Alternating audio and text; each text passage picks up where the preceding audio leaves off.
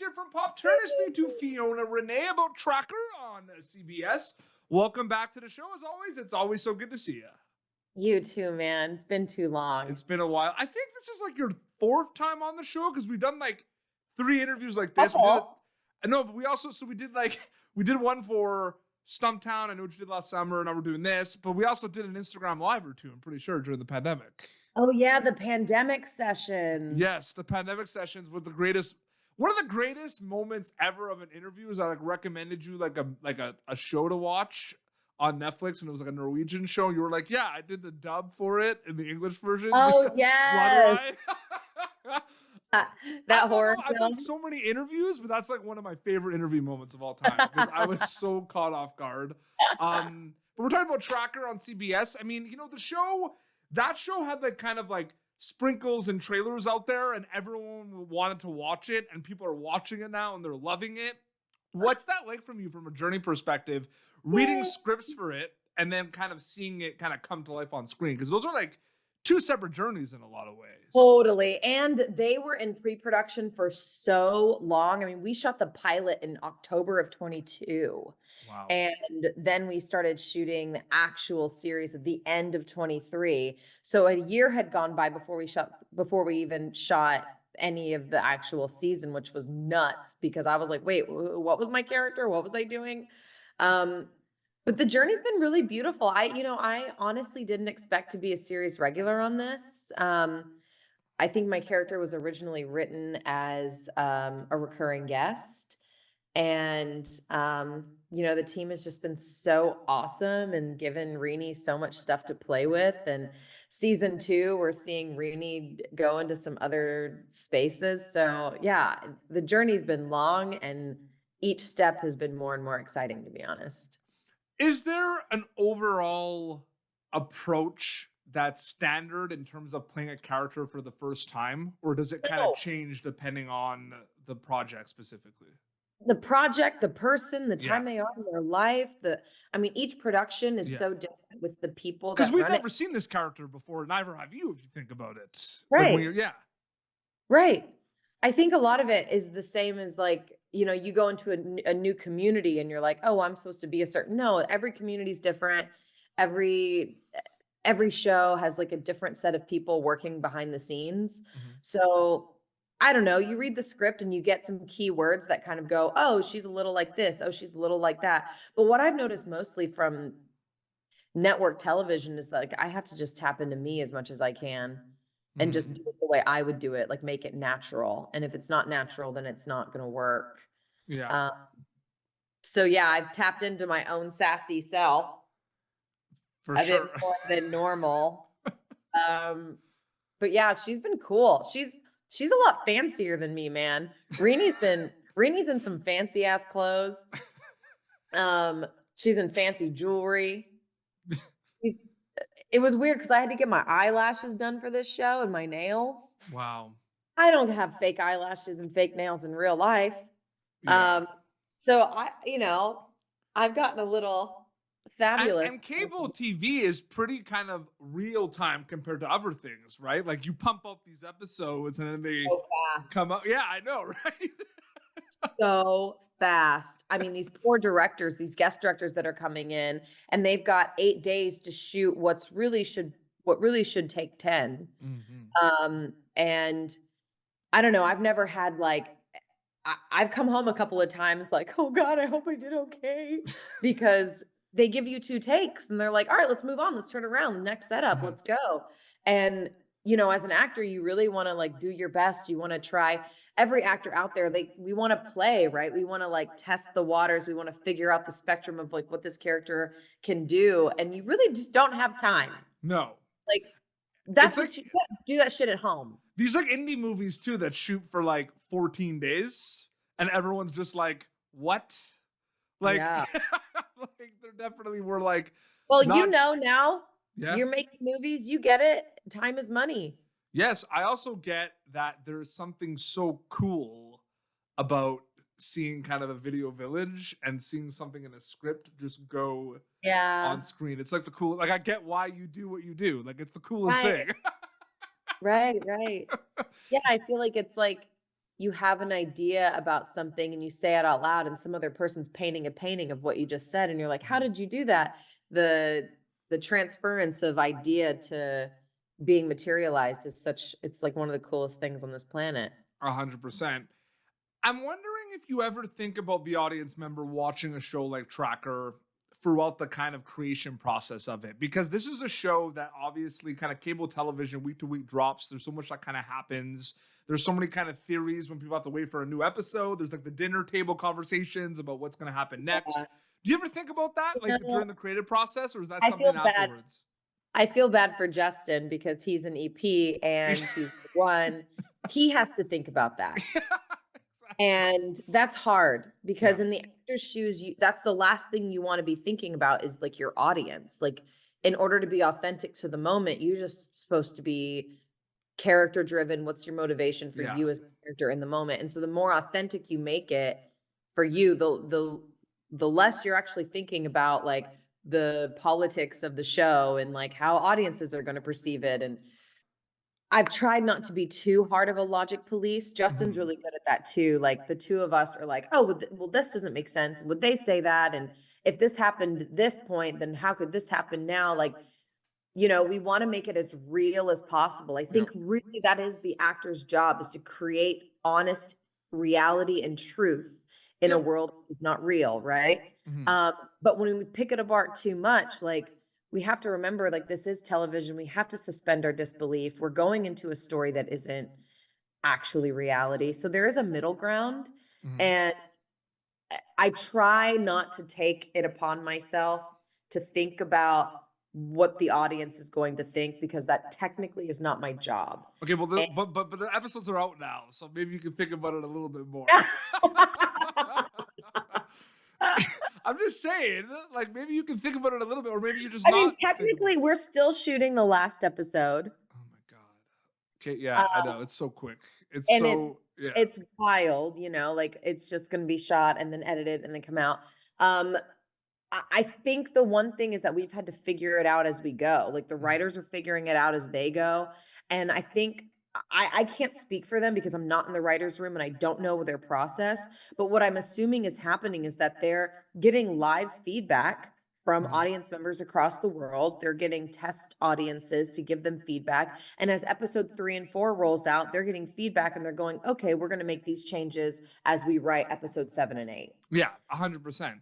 You And, know? and I and I wonder, kind of like in the beginning of this interview, I talked about kind of like the journeys, like seeing it on script and go to the screen and everything. And you just said like a lot happens before you go to camera, and a lot can change like right away and everything. Do you feel like it's all kind of one big storytelling acting journey before filming, after filming, or is it kind of separated the two journeys because of the fact that so much kind of happens before you go to camera? It's both. It's Yeah. both. Like, whenever I don't think about the business of it all, Yeah. it just feels like me creating this long-term journey with Renee Green. Yeah. I finally found her perfume. I'm figuring out how she handles different situations. Yeah. Like, I'm discovering her slowly over a long period of time, so it does feel like one elongated journey. Mhm. Simultaneously, though, every episode I'm in, we get a collated script. 2 days later, I get another script that's updated. 2 days later, I get another updated script. So I'm constantly trying for per episode to figure out, what are the changes, running the lines daily, like all of the kind of technicalities of it makes it feel like a stop-start process. Mhm. Um, 100%. and Yeah. I'm not working every single day. No. As opposed to Justin, bless his heart, who is working every single day for now. Absolutely.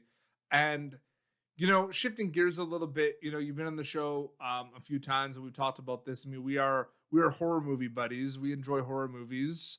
And it's so crazy to think about, the fact that there's so much kind of happening in a genre that's been around forever, but there's so much Oh, good happening. Like it's almost yes. like it's like a surge if you think about it, right? Of how these are the movies to make and these are the movies to go watch if you think about it. Yeah, we've been wanting to see it. There's a part of me that's trying not to be jaded. Mm, 'cause my haunted house ass from 2012 is like, "Where have y'all been? Now horror's cool? Oh, it's all mainstream and cool now?" Yeah. Yeah. Whereas before with our, like, Rob Zombie shirts back in the day, everyone was like, "Those weirdos." Yeah, Um, it's the same thing though with like the whole superhero Marvel boom. I used to yeah. wear like Spider-Man shirts all the time, and they were like nerd, and like now I'd be like the coolest kid in Yeah, school. yeah, yeah, You know? now you get it. Look at him, he gets it, nerds are sick. Yeah, but like horror movies though, it's crazy. And like you think about these movies that are going in and they're not even getting like the big wide release, right? Like, Yeah, when you make movies, you start understanding like there's wide releases and then there's like technically wide releases, but they're, couple thousand theaters limited. weekly. And then Yeah, people, and like, so it's not as many opportunities as other films, but people are going to see these movies. Like, it's crazy. yeah, yeah. I think, I mean, maybe it's a testament to our society now, like, we're kinda numbing out, Yeah. like, we need something a little harsher and darker to speak to us because Yeah. Well, it's funny because I've said this like before, like some of my three biggest passions are horror movies. I'm a big heavy metal music fan. And I also love like pro wrestling. And the whole thing about those three things that kind of come together is every time I like partake into those activities, like when I watch a horror movie, when I watch pro wrestling, when I listen to heavy metal music, I do feel like I'm strapped onto a roller coaster. yeah, You know what I yeah, mean? Like yeah, that's the feeling. It's a rush. You know yeah, what I and mean? it's dopamine. It's dopamine, and, Yeah. like, humans want that dopamine rush, and it's probably a healthier way to get it, than other ways, so good on you. No, but it's just kind of one of those things too. Like this. I think I messaged you about this in October. Like I don't mess around with my horror movies. Like I watch so I know. many of them. Did you watch Dark? Yes. How good is that? It's so good. It's dark. It is dark. It's Are you talking dark. about the show on Netflix? Yes, Yeah, of course. so good. But I like, haven't finished season did you 2. see? Like, did you have a chance to go see Late Night with the Devil yet?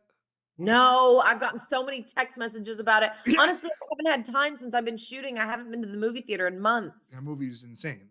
That movie Ah! is crazy. It's like you're watching like a 1970s Johnny Carson taping, and it's just Ah, like okay, that's what's next. no, it's just like I just love where we are with that genre. And I do want to ask, because you did work on I Know What You Did Last Summer, and I think I wanted to kind of ask you because you've also worked on other horror movie genres, horror movie projects as well in that genre.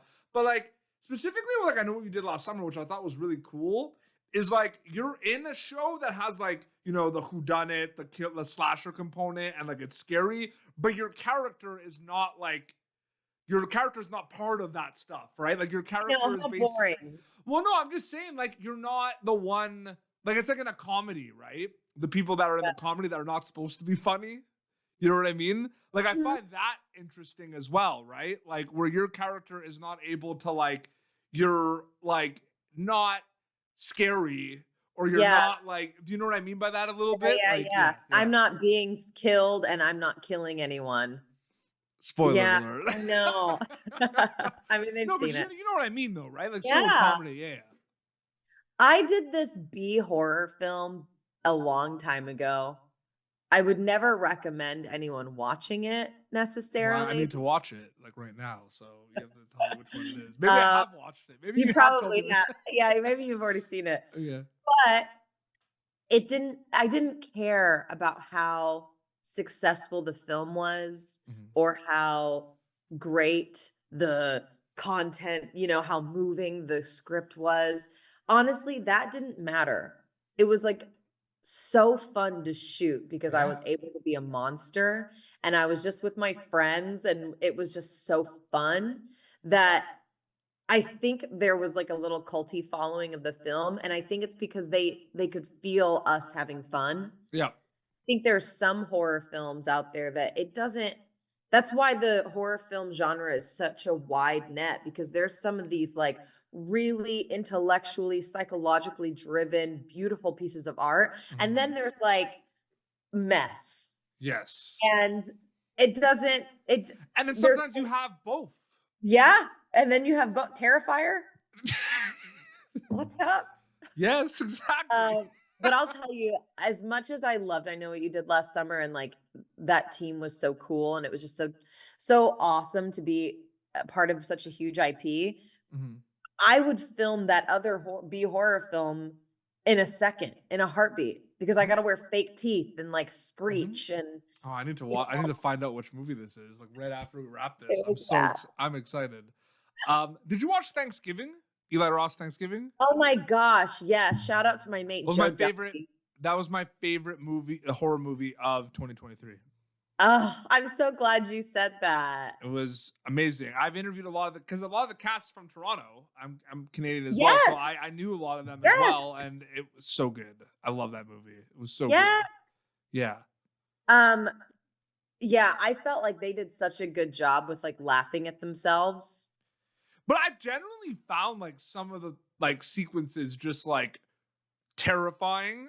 And like Yeah. I also thought some of those sequences were just shot so well. And like I got to chat with Eli Roth, which was really And cool. you met with my friend Joe Joe. Delphin. Yes. Joe Yeah, got McCarty Party. we're homies. Absolutely. Oh my god, you know Joe? That's Yes, crazy. yes, Oh my yeah, god. Shout out yeah. to Joe Duffin. He's the Yes. man. Oh my god, that's hilarious. I Yeah, yeah, he's that's so good in that. I feel like he really like shined. I was yeah. very, very McCarty impressed. Party. And it's so funny. Oh my god, he's so good in that. Yeah, And he's a yeah, good dude no, shout too. out to Joe Delphin, McCarty Party. Shout out to Tracker on CBS. They're gonna look forward to the last episode. So happy for you and the cast and crew. Fiona, so great chatting with you again. Thank you so much for coming back on the show. Dude, it's been too long. Let's get season 2 out here so we can have another sesh. Anytime you want. And Fiona Rene on Instagram is where people keep update with everything. Fiona Rene on everything. Awesome. Well, this has been Popternative, youtube.com/Popternative previous episodes. Until next time, you can catch Fiona Rene in Tracker on CBS. This has been Fiona Rene and Peter Beats signing off. Thank you for tuning in to Popternative. Make sure to check out our past episodes of Popternative on YouTube. This has been an Autograph Communications production.